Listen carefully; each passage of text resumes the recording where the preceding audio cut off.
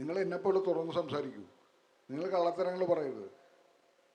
അലൻസിയറേട്ടാ, ആ നേരത്തെ പറഞ്ഞായിരുന്നു രാഷ്ട്രീയം വിടരുതെന്ന് ജോജു ചേട്ടൻ പറഞ്ഞു എന്ന്. ആ ഒരു സംശയം, എന്താണ് അലൻസിയർ ചേട്ടന്റെ രാഷ്ട്രീയം?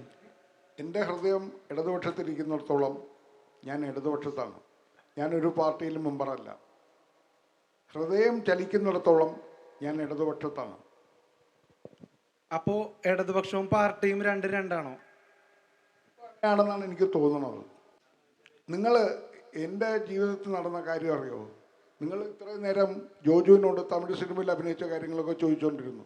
ഞാൻ വേട്ടയിൽ അഭിനയിച്ച കാര്യം നിങ്ങൾ അറിഞ്ഞോ? ഞാൻ രജനീകാന്തിനോടൊപ്പവും അമിതാഭ് ബച്ചനോടൊപ്പവും ഞാൻ അഭിനയിച്ചു. എനിക്ക് മുംബൈ വരെ ടിക്കറ്റ് തന്നു. ഞാൻ സത്യസന്ധമായിട്ട് പറയുകയാണ്, തുറന്ന പുസ്തകം പോലെ പറയുകയാണ്. എനിക്കൊരു രൂപ ശമ്പളം കിട്ടിയില്ല. 5 സ്റ്റാർ ഹോട്ടലിൽ താമസം തന്നു. ഞാൻ അവിടെ ചെന്നിരുന്നിട്ട് ജഡ്ജി വേഷത്തിലിരിക്കണം. തമാശയാണ്. ഇനി തമിഴിൽ എനിക്ക് വേഷം കിട്ടുമെന്ന് തോന്നുന്നില്ല ഇത് പറയുന്നതുകൊണ്ട്.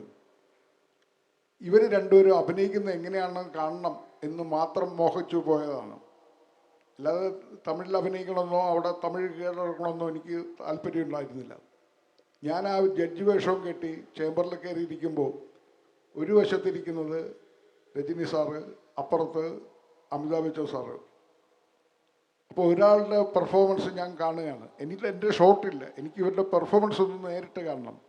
ഈ രജനി സാറൊക്കെ പണ്ട് ഞാൻ പ്രീ ഡിഗ്രി പഠിക്കുന്ന കാലത്ത് ഒരു സിനിമയിൽ കണ്ടിട്ടുണ്ട്. ഈ പറന്നു പോകുന്ന ഹെലികോപ്റ്ററൊക്കെ ഇങ്ങനെ കയറൊക്കെ ഈ ചുണ്ടുകൊണ്ട് കടിച്ചു പിടിച്ച് പല്ലുകൊണ്ട് കടിച്ചു പിടിച്ച് നിർത്തുന്നതൊക്കെ. അപ്പോൾ ഇയാൾ എങ്ങനെയാണ് പെർഫോം ചെയ്യുന്നതെന്ന് കാണണമെന്ന് തോന്നിയിട്ടാണ് ഞാൻ ആ സിനിമയ്ക്ക് ഡേറ്റ് കൊടുത്തത്. ഒറ്റ ദിവസം ഒരു ഷൂട്ടുള്ളൂ. അപ്പോൾ ഇദ്ദേഹം പെർഫോം ചെയ്യുന്നു. അദ്ദേഹം ഒരു സ്റ്റൈലിസ്റ്റ് ആക്ടിങ്, അയാളുടെ ബോഡി ലാംഗ്വേജ് കൊണ്ട് അദ്ദേഹം പെർഫോം ചെയ്തിട്ട് ഇറങ്ങി കോർട്ടിൻ്റെ അകത്ത് നിന്ന് പുറത്തേക്ക് പോകും. പിന്നെ അടുത്ത ആളുടെ പെർഫോമൻസാണ്. ഒരു സിംഹം ഗർജിക്കുന്ന പോലെയുള്ള അമിതാഭ് ബച്ചൻ്റെ ശബ്ദം. ജഡ്ജി ഞെട്ടി. അപ്പോൾ എനിക്ക് മനസ്സിലായി ഇവരോടൊപ്പം പിടിച്ചിരിക്കാൻ എനിക്ക് പറ്റില്ല. കാരണം എനിക്ക് ഇത്രയും സ്റ്റൈലിസ്റ്റ് ആക്ടിങ്ങും അറിയില്ല, ഇത്രയും ഗാംഭീര്യമുള്ള ശബ്ദവും ഇല്ല.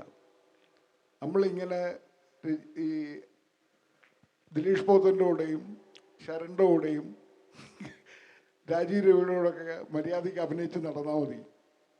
ഇവർക്ക് രണ്ടുപേർക്കും അഭിനയം അറിഞ്ഞുകൂടാന്നുള്ള കാര്യം അപ്പോഴാണ് എനിക്ക് മനസ്സിലായത്. ഇത് നിങ്ങൾക്ക് നാളെ നല്ല വാർത്തയാവും.